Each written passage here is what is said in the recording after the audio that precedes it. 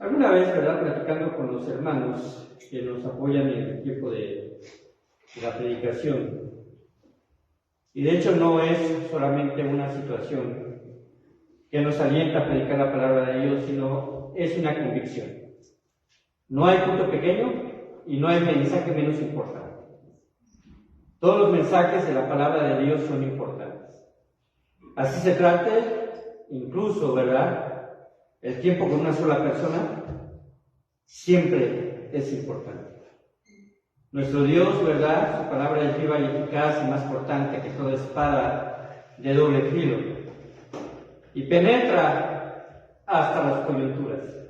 Y me gusta la idea de anatomía, ¿no?, porque dice, y hasta los tuétanos, entendiendo, ¿verdad?, precisamente que a lo mejor dentro de los elementos de nuestro cuerpo, pues ellos en su tiempo, médicamente hablando, ¿verdad?, entendían que era quizá la parte más profunda, porque se encuentra dentro de los huesos, del sistema óseo. Pero eso nos habla precisamente del impacto de la vida de la palabra de Dios en el corazón de las personas.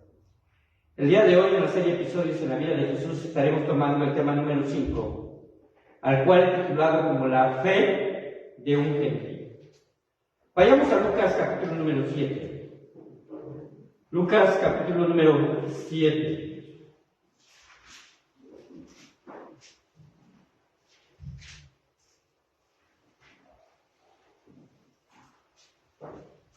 Versículo 1.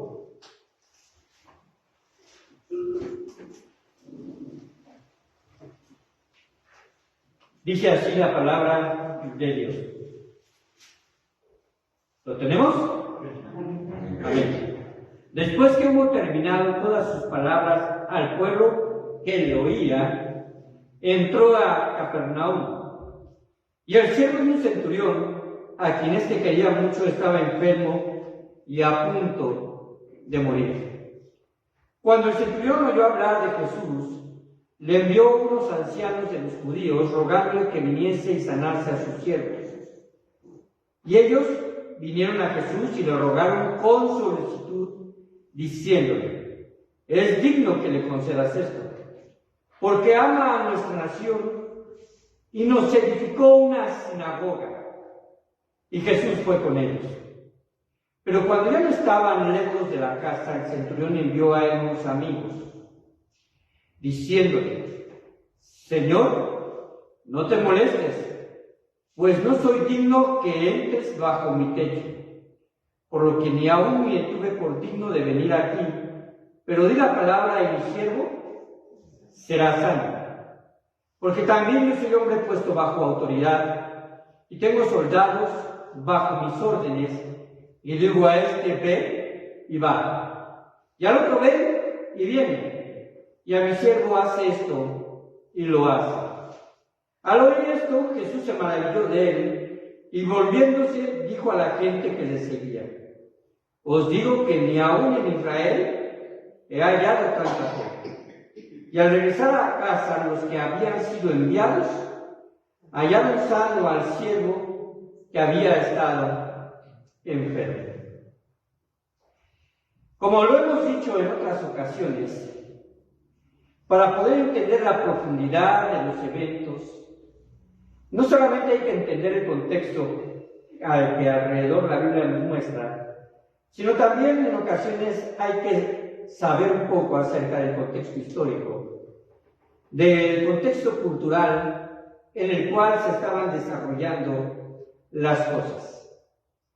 Sabemos por la palabra de Dios que los romanos, quienes habían precisamente conquistado en ese tiempo, ¿verdad?, el territorio conocido y más importante de esa época, que era precisamente parte de Europa, Asia Menor, norte de África, y lo que es la parte que conocemos como Palestina y todavía más allá del Jordán. Prácticamente se podía extender el Imperio Romano hacia el norte, hasta las cercanías de lo que se conoce como Mesopotamia, y un poco más allá, ya algunos territorios que no eran muy marcados, pero podían incluso llegar los caminos hasta la India. Era un imperio muy poderoso. Pero ese imperio no se hizo a costa precisamente de llegar a acuerdos, siembran conquistas que atrás de ellos traían precisamente intervenciones militares. Y en ese tiempo el ejército romano era un ejército que precisamente se caracterizaba no solamente de llevar las órdenes al pie de la letra como se los indicaban sus propios capitanes, sus propios generales, sino que tenían que tener una personalidad muy rígida, en cierta forma disciplinada, quizás no tan disciplinada como los ejércitos de ahora, porque se les daba ciertas facultades de autoridad. Cuando llegaban y juzgaban un pueblo, podían ellos tomar, ¿verdad?, personas para su servicio, esclavos, algunas cuestiones, ¿verdad?, incluso de tomar sus propias posesiones materiales, haciendas y cuestiones de este tipo. Y cuando me refiero a haciendas, no nos vayamos a las haciendas tipo, ¿verdad?, españolas en las cuales tenemos, sino a las heredades de las propias personas que eran conquistadas. Y para los judíos, los romanos no eran queridos, ni tampoco los romanos querían a los judíos.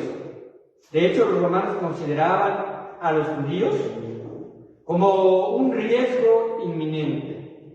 Lo veían como un polvorín que estaba a punto de explotar en la época de nuestro Señor Jesucristo, porque ya había indicaciones de que los judíos, aparte de que no los querían sublevarse y precisamente contrarrestar el imperio romano, que ya los tenía a ellos hastiados, los tenía a ellos muy mermados, los impuestos eran muchos, entonces no se querían entre ellos. Ahora, los judíos parece ser que era un común denominador que no querían a nadie más que a los propios judíos, ¿no? Porque se menciona de que los samaritanos y los judíos no se trataban entre sí.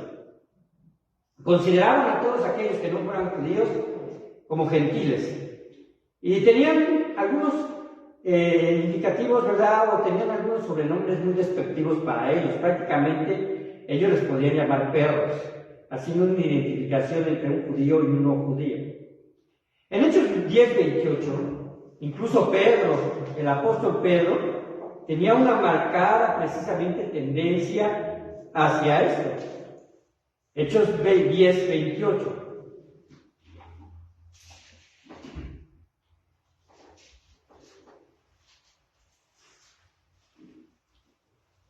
El versículo número 1 del capítulo 10 nos habla acerca precisamente de esa situación que se menciona, que nuestro Señor, por medio del Espíritu Santo, hace que Pedro vaya a Cesarea. Y ahí había un hombre llamado Cornelio, y curiosamente también era centurión. ¿Lo observan? Era centurión en el versículo número 1 del capítulo 10 de Hechos. Dice que era centurión de la compañía llamada La Italiana.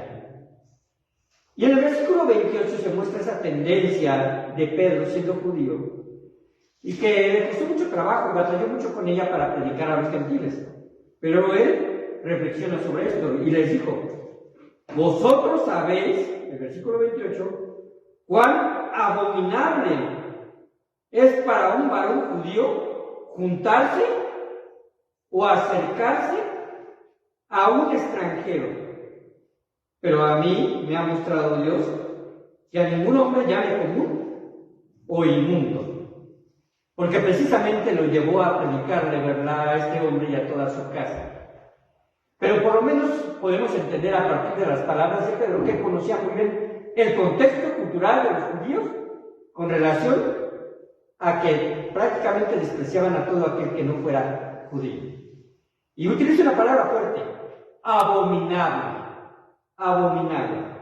Es algo que era no solamente el hecho de un simple rechazo a ciertas personas, sino realmente a todos aquellos que no fueran judíos, y era abominable incluso acercarse a ellos y convivir con ellos. Y esto es interesante porque lo vamos a notar a través precisamente del llamado que hace el centurión hacia Jesús en precisamente Lucas capítulo número 7. Ahora, cuando se habla de eso también, podemos entender, Lucas 7, regresen precisamente a ese pasaje. Podemos considerar que el centurión era una persona especial. Era especial por la actitud que había mostrado a los judíos. Porque no era una actitud que se pudiese considerar lógica de un centurión. Un centurión que era prácticamente, podemos decirlo, tenía el equivalente a un capitán, ¿verdad?, en el ejército actualmente. Pero también hace énfasis el sobrenombre centurión, no solamente para identificar a este hombre como un soldado, sino como un capitán frente a una centuria, de ahí viene el nombre. Que era una centuria, era un grupo de 100 soldados que le respondían a él en cuanto a las órdenes que precisamente él daba. Algunas podían quedar de sus decisiones militares a su propio criterio con tal de mantener el orden, con tal de mantener precisamente sometido a la región a la cual él había sido asignado. Él no llegó, ese centurión, no llegó a Capernaum nada más porque se le ocurrió cambiar de domicilio. De hecho, ni siquiera los soldados tienen esa facultad actualmente, ¿no? Son enviados a donde precisamente sus altos mandos les indican que deben de ir. Pero era especial. Observemos algunas características de este centurión. Primeramente, en el versículo número 2, menciona que este centurión tenía un siervo. Un siervo. Y la idea principal de este pasaje no está en el centurión, aunque es uno de los personajes principales. Está en la fe que emana de él. Él tenía un siervo. Y este siervo tenía una característica relacional con él. Dice que el centurión quería mucho a este siervo. La palabra siervo es la palabra esclavo. Se puede traducir como siervo, pero en realidad era un esclavo del centurión. En la mentalidad, ¿verdad?, de los romanos, cuando hablaban acerca de sus propios esclavos, algunos anotadores, escritores e historiadores de su época hacen referencia a que los esclavos eran solamente una herramienta de trabajo para su amo. Y que en el momento de que esa persona, ese esclavo, dejara de ser funcional, dejara de cumplir su propósito, llegara a caer en alguna enfermedad, el propio amo tenía la facultad de darle muerte. Y no había ningún juicio, no había ningún tribunal que le impidiera hacer esto, porque precisamente él era el amo y el dueño de esta persona. Así que podemos decir que el denominador común en una relación entre un amo y su esclavo no era que el amo buscara querer a sus siervos. Pero este siervo podemos entender que se había ganado el cariño de su amo. Así que la primera característica que vemos en el centurión es que el centurión era un amo compasivo. Y este centurión aparece como un hombre también, otra característica, devoto y profesión de fe. Y lo notamos cuando hicimos la lectura porque precisamente es parte de esto. Solamente di tu palabra y mi siervo sanará. Ahí notamos precisamente un aspecto de devoción. Probablemente este siervo, ¿verdad?, había sido influenciado por sus amigos judíos, aquellos a los cuales manda delante de Jesús para pedirle que sane a su siervo. Y además simpatizaba con ellos, porque otra característica es que les había hecho una sinagoga. Un centurión contaba precisamente no solo con poder sobre sus propios hombres, sino en este sentido podemos notar que también contaba quizás con recursos, o por lo menos tenía acceso a esos recursos para poder llevar ciertos bienes a los judíos. Simpatizaba con un grupo de judíos. Allá en Capernaum. Así que podemos notar cómo este hombre tenía esa característica. Vamos también a notar, a través precisamente de ahorita de este pequeño estudio, que era una persona que entendía su posición en relación a Jesús. Y esto se le identifica como una persona humilde, el cual al oír de Jesús envía a un grupo de personas para hacer esta petición. Aquí en Lucas menciona que no va él mismo. Porque incluso él, en lo que se refiere en este pasaje, dice que no es digno de que Jesús entre a su casa y que no es digno él mismo de presentarse delante de Jesús. Así que este centurión era especial, aunque también podemos considerar que no era un gentil común y corriente, porque tenía precisamente autoridad. El centurión entonces representa una actitud que no era usual de un amo hacia su esclavo. Como segundo punto podemos ver algo importante. El centurión era un hombre que pide intercesión. Vean el versículo número 3. Cuando el centurión oyó hablar de Jesús, le envió unos ancianos de los judíos, rogándole que viniese y sanase a su siervo. Ahora vamos a notar aquí algunos aspectos con relación a esta prueba. La prueba, vamos a decirlo así de forma directa, de una restauración de salud era para su siervo. Pero el centurión tomó eso también como una prueba hacia él, en el sentido de que estaba buscando la forma de que su siervo sanase. Ahora, Capernaum, hermanos, fue el centro, vamos a decirlo así, más representativo del trabajo ministerial de Jesucristo. Estaba en la zona de Galilea. Varias aldeas allí eran muy importantes, ¿verdad? Nazaret, Capernaum, Decápolis, todas esas zonas que estaban a la ribera del mar de Galilea eran prácticamente el centro de predicación de nuestro Señor Jesucristo. Fue ahí, de esa zona, donde eligió, por lo menos a la mayoría de sus apóstoles. Ahí los eligió. Eran pescadores, por lo menos conocemos de 3 o 4 que eran pescadores. Y Jesús se movía ahí. Ahora, su fama se difundía por todas partes, precisamente por las señales que hacía milagrosas. Y dice la palabra de Dios que él sanaba a todo enfermo o a diferentes personas que padecían diferentes dolencias y enfermedades, y su fama se difundía por toda esa zona. Tal era su fama que no solamente era conocida por los judíos de la región, sino por los gentiles de esa región. Y llegó a sus oídos, precisamente, a los oídos del centurión, que Jesús tenía ese poder. Así que cuando lo envía una comitiva de intercesión.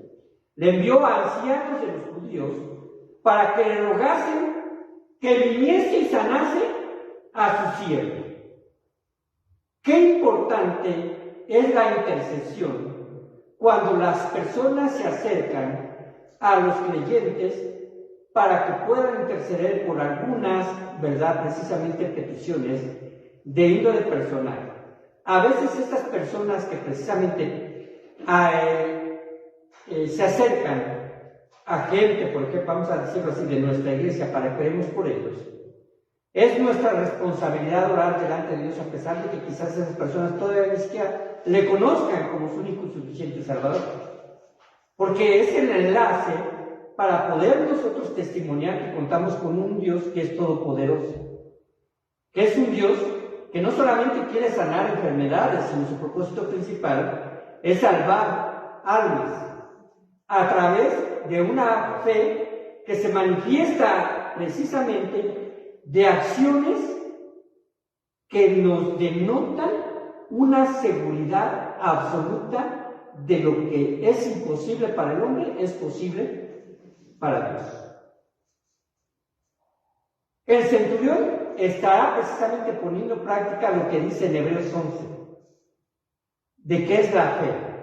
La fe es la certeza de lo que se espera, la convicción de lo que no se ve.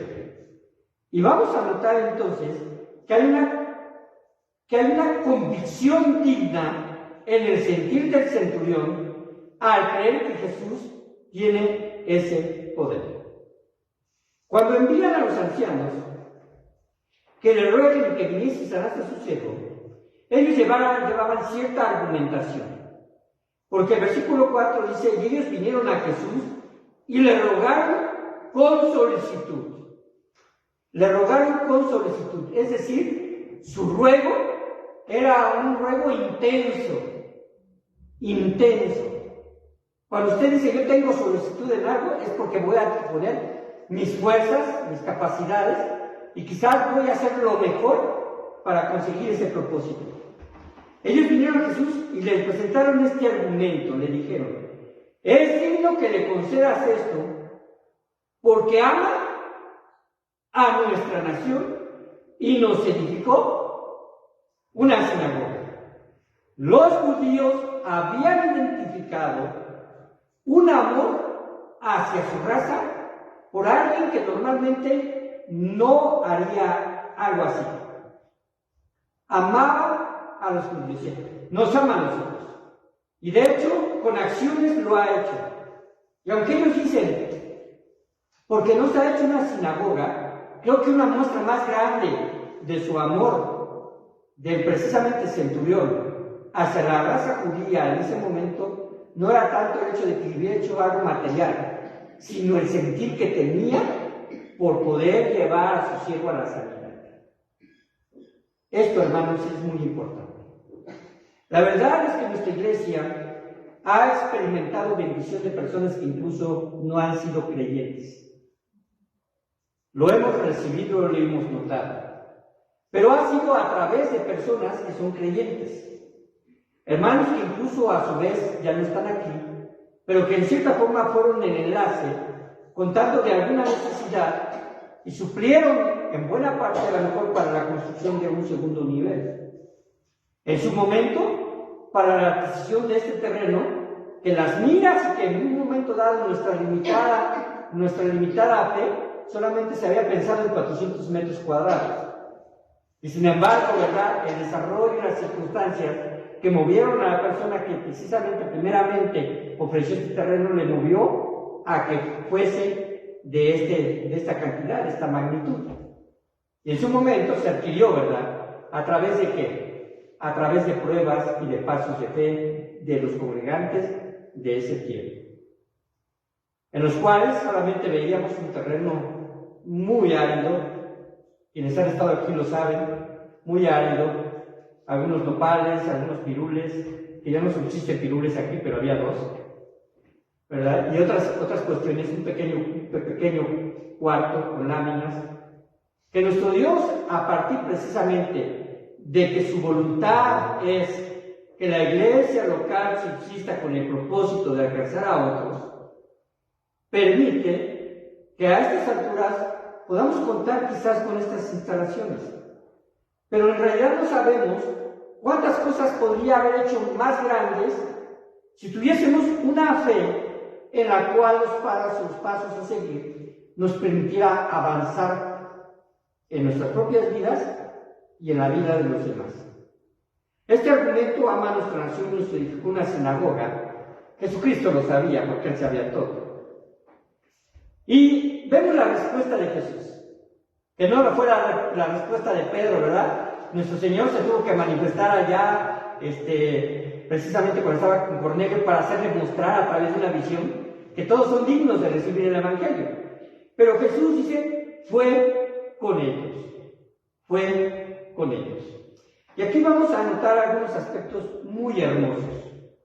Dice, pero cuando ya no estaban lejos de la casa del centurión, obviamente, el centurión envió a él a unos amigos, diciéndole, Señor, no te molestes. Yo me imagino que entre las personas que fueron a Jesús, hubo alguno que se adelantó, como emisario le dijo al centurión, ya está cerca, o quizás lo vieron de lejos.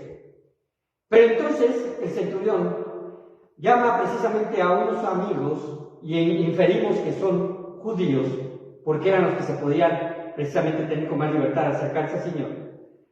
Dice, no te molestes, no te quiero causar más molestias. Y vean precisamente la característica de humildad en la petición. Pues no soy digno de que entres bajo mi techo, por lo cual, o por lo que no tuve, que ni aún me tuve por digno de venir a ti.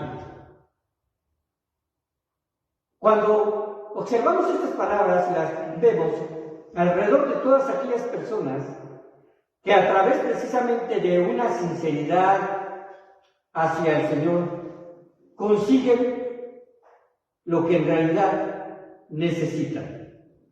Porque a veces decimos, queremos orar para conseguir lo que queremos, pero Dios nos responde a través de lo que necesitamos. ¿Recuerdan al publicano que estaba orando, verdad, ahí dentro del templo y se decía el publicano, verdad, y el fariseo y el publicano se pegaban en el pecho, verdad? Sé propicio a mi pecado. Dice la palabra de Dios que nuestro Señor Jesucristo dijo que Él primeramente había sido oído, porque estaba pidiendo con sinceridad el perdón de sus pecados delante de Dios. No se considera digno.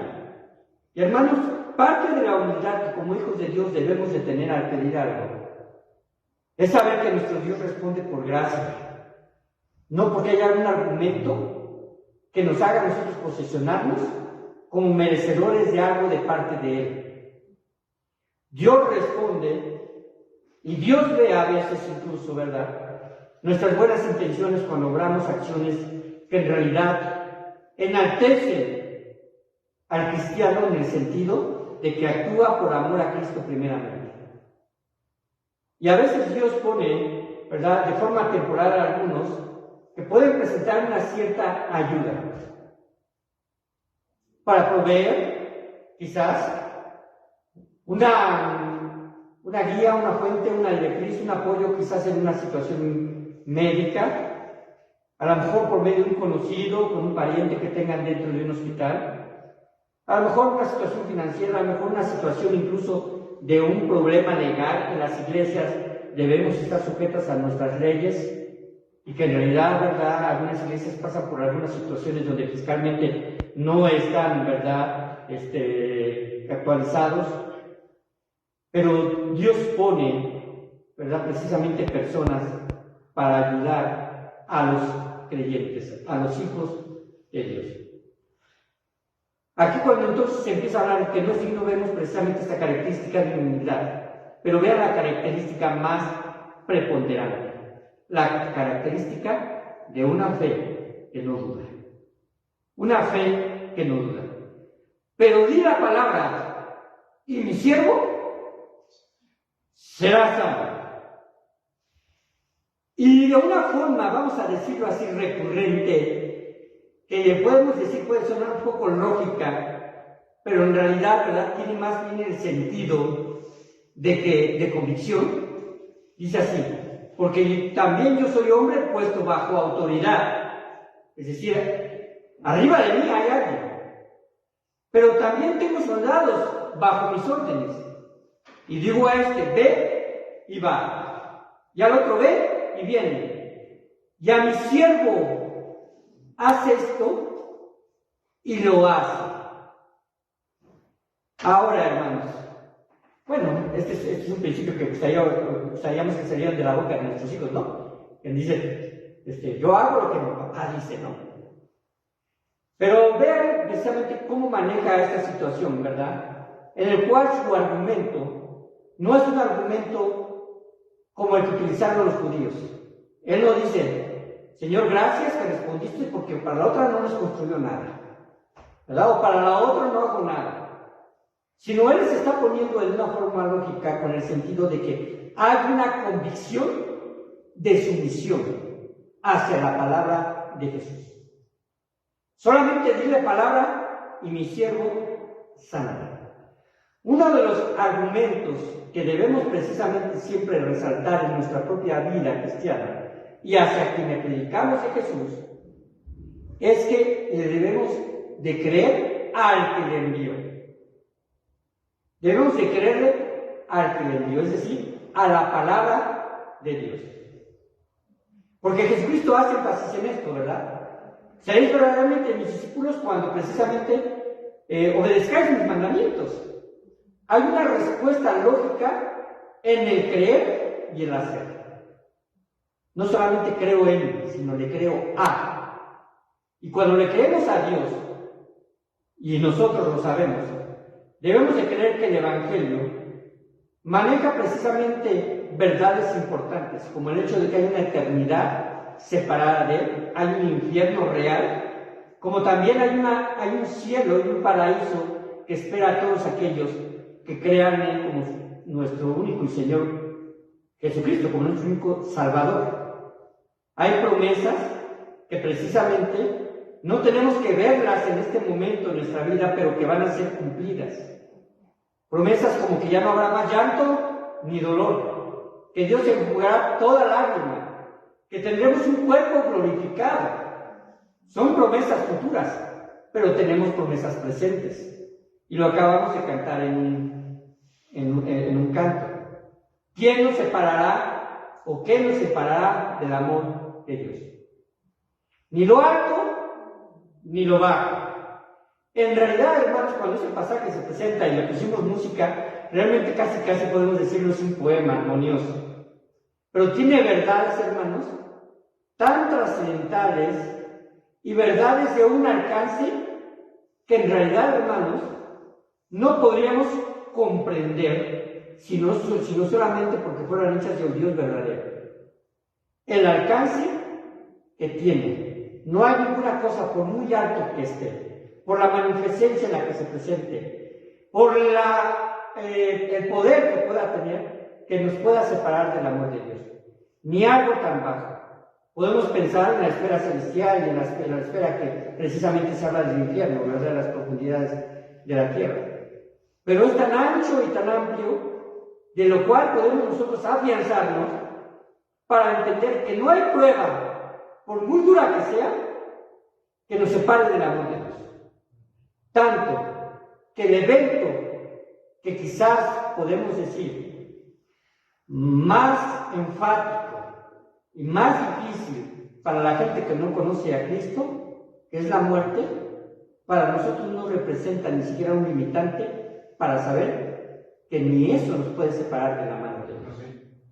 Por el contrario, es el paso, es la ventana, es la puerta para precisamente disfrutar de la gracia extendida en la eternidad. Cuando Jesús va con ellos, Jesús no duda en ir a la casa del centurión. Recuerden lo que dijo Pedro: es abominación estar con ellos, es abominación llegar a sus casas. Jjesús tenía la intención de llegar a su casa.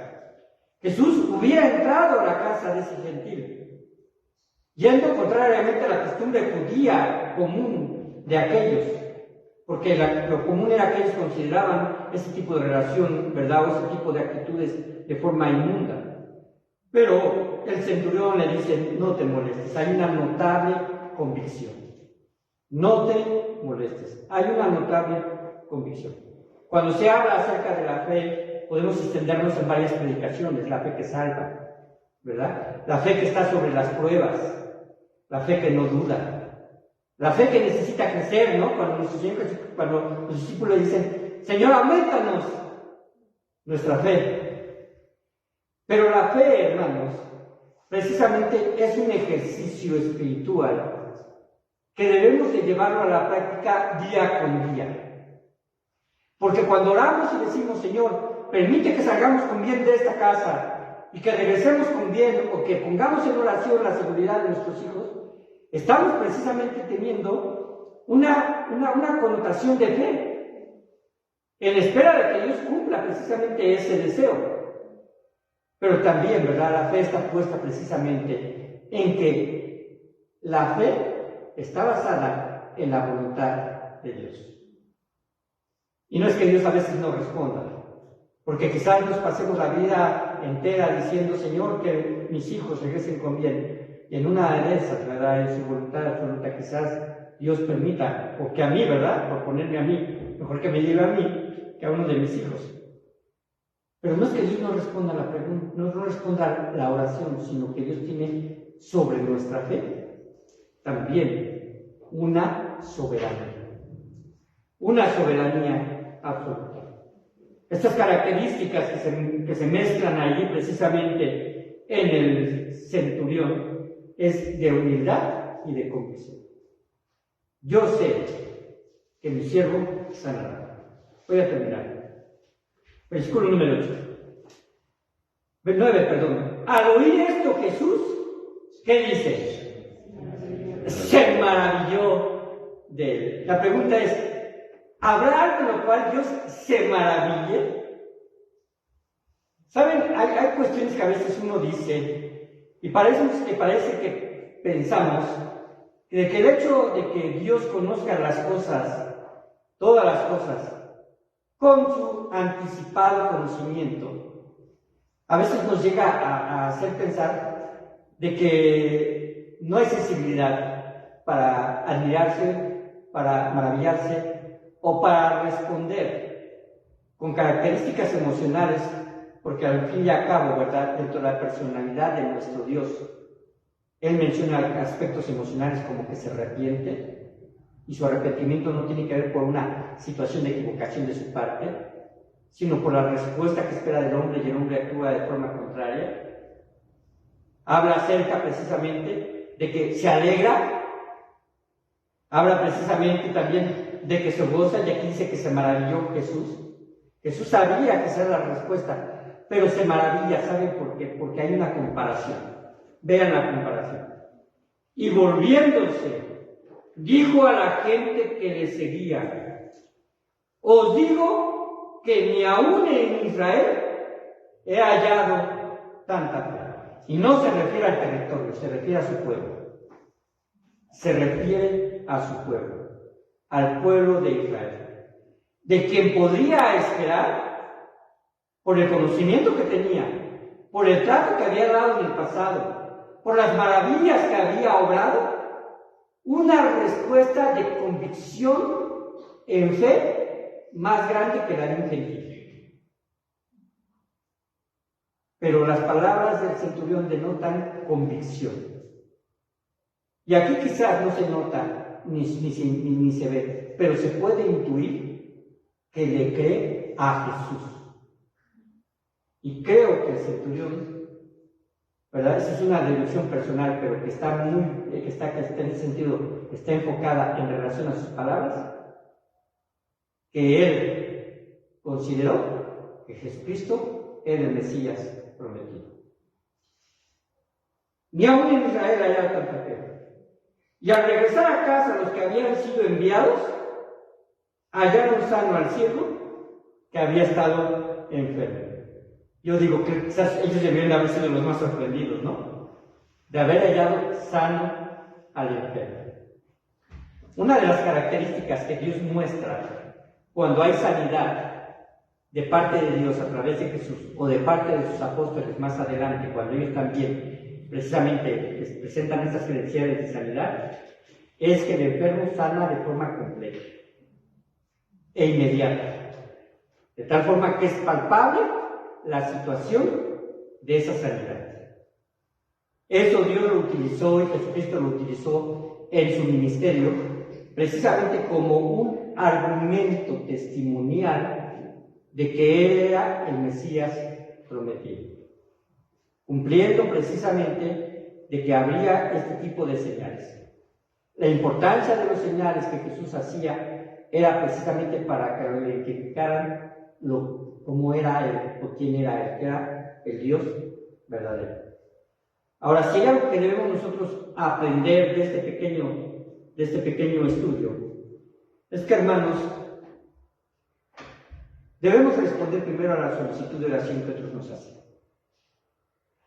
Debemos responder a la solicitud de oración que otros nos hacen. En ocasiones, ¿verdad? Alguna vez, quizás algunos han escuchado, ¿no?, que le dicen al pastor: ore por mí porque está más cerca del cielo, ¿no? O ore por mí porque está más cerca de Dios. Eso es una falsedad, ¿no? Esa es una falsedad.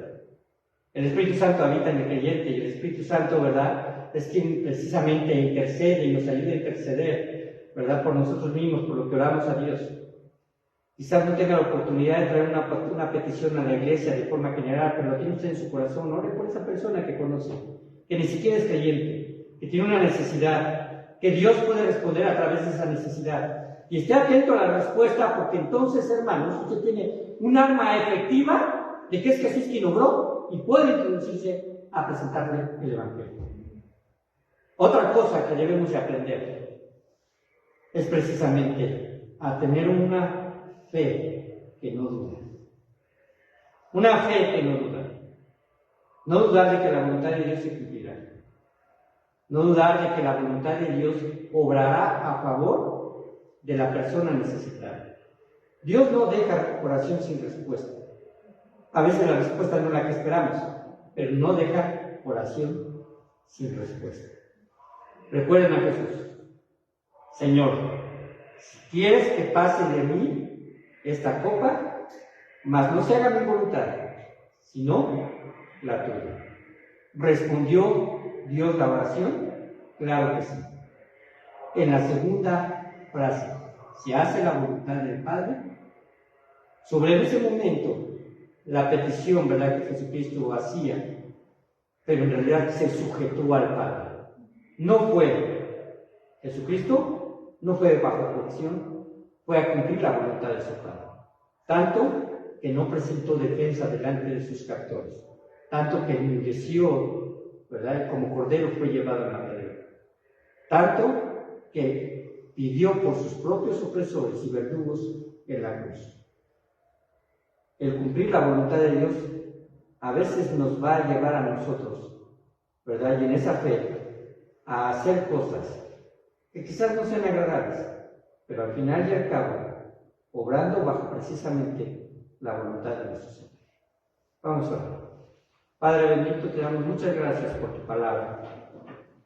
Estos ejemplos, Señor, de fe, en los cuales, Padre Santo, son una muestra para nosotros de que, mi Dios, podemos tener una fe sencilla, clara, humilde, enfocándonos solamente, Señor, en que tú hagas tu voluntad, que tú digas tu palabra.